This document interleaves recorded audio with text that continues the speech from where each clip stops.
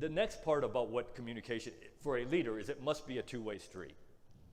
If you think communication, if you're the leader and you think communication is me talking to you and not listening to you, you are not a leader. At best, you are a boss. At worst, you're a dictator, okay? Communication is a two-way street. I tell people the way I like to do things, when I can. Now, I know when people were shooting at me, I didn't have time to pull everybody together and talk to figure out ideas. It was that bad man shooting at me, goes make him stop, and this is how we're going to do it. Okay? Most of you do not have that problem, thank God. But when I had the time, I would pull all of my junior leaders together and I'd say, okay, here's the problem we have. This is the issue we have. This is the decision we have to make. Give me some ideas. If you do that, here's what I'm telling you is going to happen. You are going to be absolutely astonished at the results you get. Some people that you think are your stars, your superstars, are going to give you horrible answers, horrible ideas. And people that you think are your worst employee will give you some of the best ideas. I had a boss who retired from the Army, a 4-star general, General Craddock. And he said to me one day, he said, Oak, a good idea is a good idea, whether it comes from a private, the lowest ranking person in the unit, or a general, the highest ranking person in the unit. He said, and a bad idea is a bad idea, whether it comes from a private or a general. You as the leader, that's what you're getting paid to do, is to figure out what the good ideas are. You're under no obligation to use any of those ideas.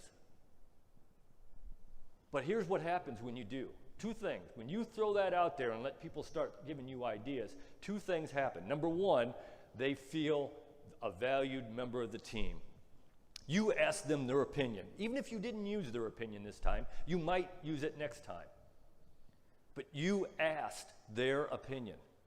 And number two is that once you do come up with the solution, and generally what I found I did was I take a little bit of your ideas and a little bit of your ideas and a little bit of Dr. Hughes's ideas, and I'd throw in a little bit of mine, and we'd throw it all together, and that'd be the solution we came up with. When you do that, guess what? It's no longer Colonel McCulloch's solution, it's our solution. We all had a say in it.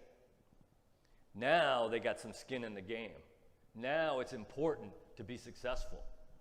And they will work extra hard because it's their solution, not you telling them what to do. It's all of us coming up with the idea. If you got time to do that, then you should do that.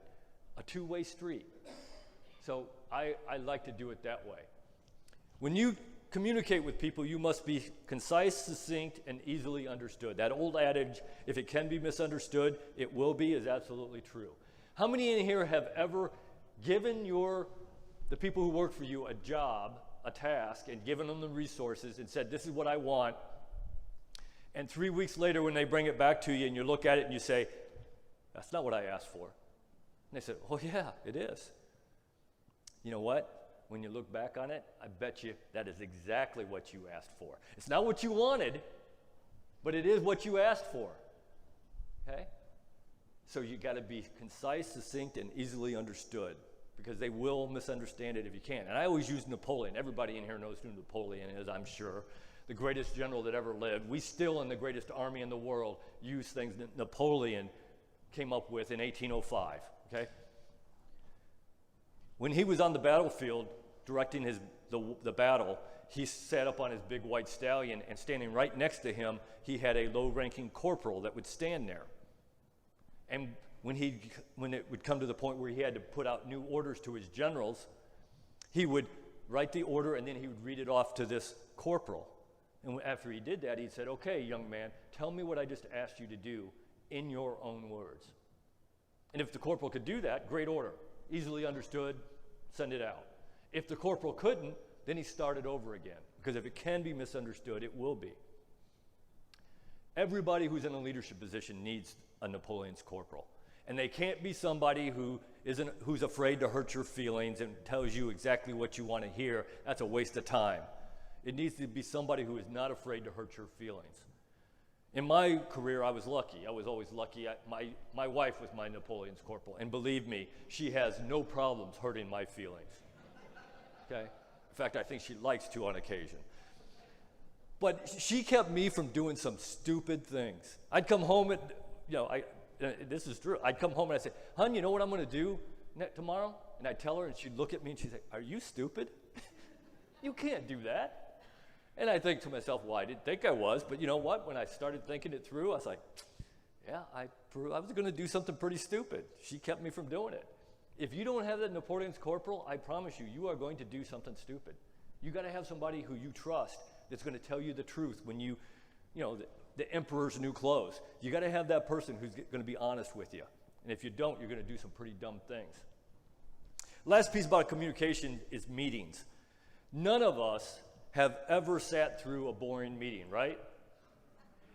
If we're honest and we've been in leadership positions, we've led boring meetings, okay? Me included. Here's how to fix that, because it doesn't have to be that way. You're the leader. It can be as good or as bad as you want it to be. You can have good, effective, and efficient meetings, and it is really this simple. And it really is this simple. 3 things.